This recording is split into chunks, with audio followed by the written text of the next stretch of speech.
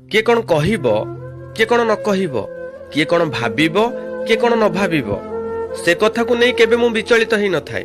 ବାସ୍ ପରିସ୍ଥିତିକୁ ଦେଖି ସାମ୍ନା କରିବାକୁ ପଡିଥାଏ। ଜୀବନ ବି ଭାଇ ସେମିତି, ବେଳେ ବେଳେ ମଣିଷ ନିଜ ଇଚ୍ଛାରେ ବଦଳି ନଥାଏ।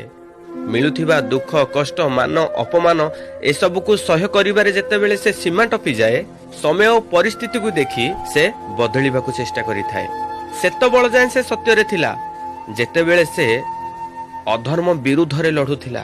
ଯେତେ ଦୁଃଖ ପଡ଼ିଲେ ବି ସେ ସହିବାକୁ କ୍ଷମତା ରଖୁଥିଲା। ଯେତେବେଳେ ସେ ଦୁଃଖକୁ ଦୂର କରିବା ପାଇଁ ଅଧର୍ମର ଆଶ୍ରୟ ନେଲା, ସେତେବେଳେ ଭଗବାନ ତାର ହାତ ଛାଡ଼ିଲେ।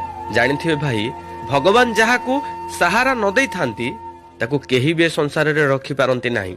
ଦେଖିଥିବେ ପିତାମହ ଭୀଷ୍ମ, ଗୁରୁ ଦ୍ରୋଣାଚାର୍ଯ୍ୟ, ଏ ବ୍ରହ୍ମାଣ୍ଡକୁ ବିଜୟ କରିଥିବା କର୍ଣ୍ଣ, ଏ ସମସ୍ତଙ୍କୁ ଭଗବାନ ସାହା ହେଇଥିଲେ ସେତେବେଳେ ଯେତେବେଳେ ସେମାନେ ଧର୍ମରେ ଥିଲେ।